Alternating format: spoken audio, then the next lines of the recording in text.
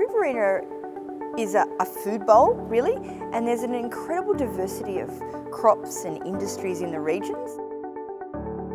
In Southern Cotton, we're about educating people on the facts of agriculture. So the facts that the farmers in this region are the most sustainable, efficient and highest quality growers of not only cotton but all the irrigated crops in the region. The cotton industry is quite innovative, particularly the Australian cotton industry.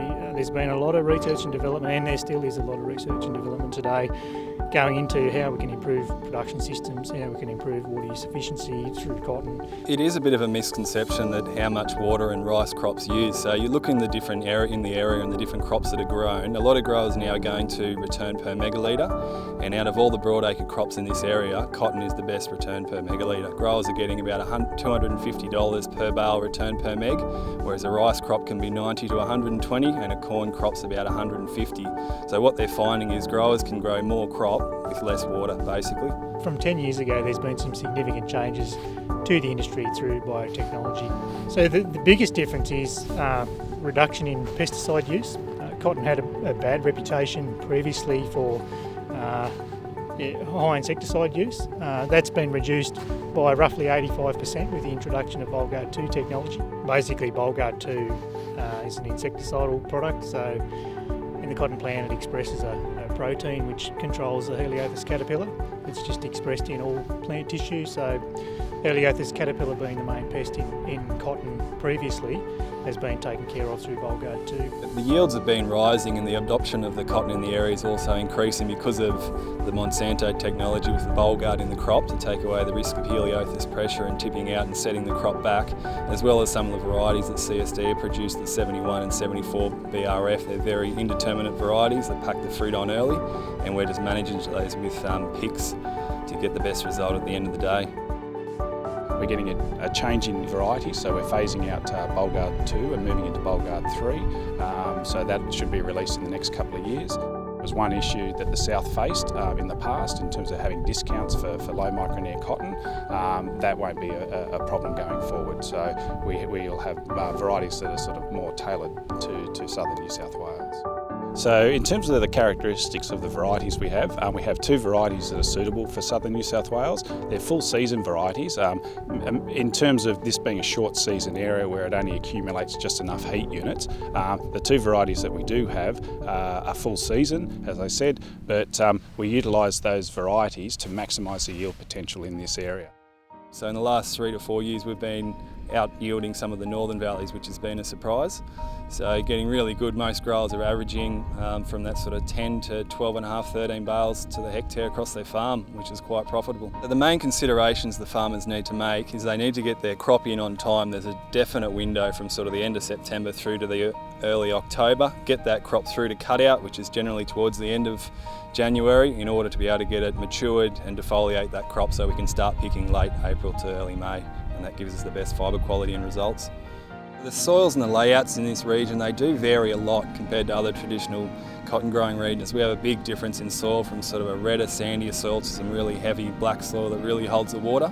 So what we find, we can use that to our advantage. The redder soil will get better early establishment, so we'll go and plant those first and then into the heavier soil types. The layouts, they're all mostly sort of either furrows or with pipes over the bank or bankless channels. So there's a mixture of what people are doing. They're getting similar results. So there's a lot of different combinations that are used down here, which seem to be working well. In conversion from a rice-based farming system into a cotton system, generally the layouts are slightly different. So you're going from a flat border check scenario into row crop. So it takes a little bit of different machinery, different layouts, and a little bit to get it from going from an anaerobic environment to an aerobic environment. So there's a bit of a change there. But for growers that have been previously growing soybeans and corn, sorghum, other summer crops, it's quite simple. It's basically just slightly different fertiliser regimes and different seed in the planter box and just management through the season, so it's quite easy for those guys to switch over. The main considerations for a rice grower going into a cotton grower is to have time between the country. So we're getting the best results where we're going for a rice crop over the summer and then fallowing it through, putting a winter cereal in. The following summer we do the earthworks and pull it back into the right levels and beds, and then going into a cotton crop. Generally when they've gone straight from rotten rice to cotton, it hasn't worked so well, but if you have that bit of a break and a little bit for the time for the soil to go back to an aerobic environment, it usually works out a lot better. For people that want to step into the crop, they need to work pretty closely with an agronomist, and that'll be a weekly visit, and that will get them through from all the pre-planting, planting, manage the crop through the season to picking. And that's pretty important. When you're making that transition into growing a new crop, you need that support behind you. So Elders and other businesses within the area now are starting to develop that expertise within the crop, and they can provide that support to growers.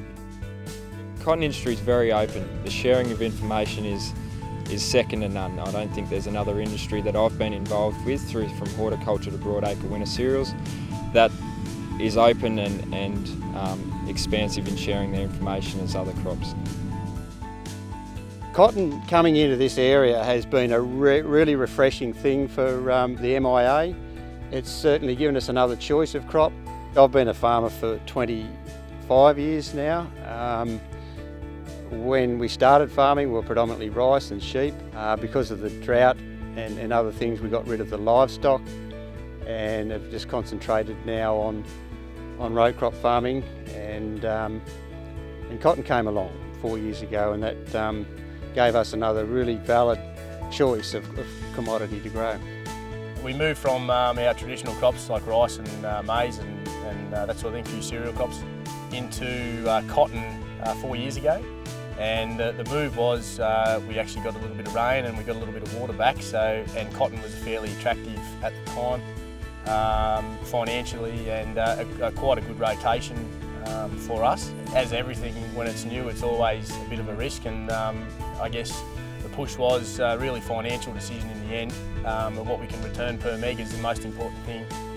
What's allowed us to grow the cotton down here and grow more of it is the new gin that's been put in, the Southern Cotton Gin, which is good for us as it's only sort of 5 to 10 k's down the road. So that's been a pretty important part of what we do here.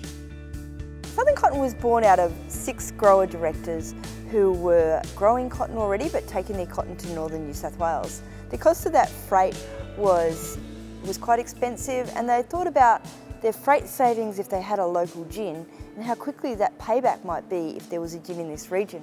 So they started investigating the potential of putting a cotton gin in this region. They talked to a lot of other farmers and they had big meetings and everybody got enthusiastic. So June 2011, they decided, yep, we'll build a gin.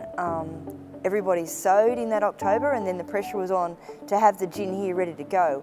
So it was a massive 12 months, but on June 17, 2012, we pressed the first bale, and the industry has really exploded from there on.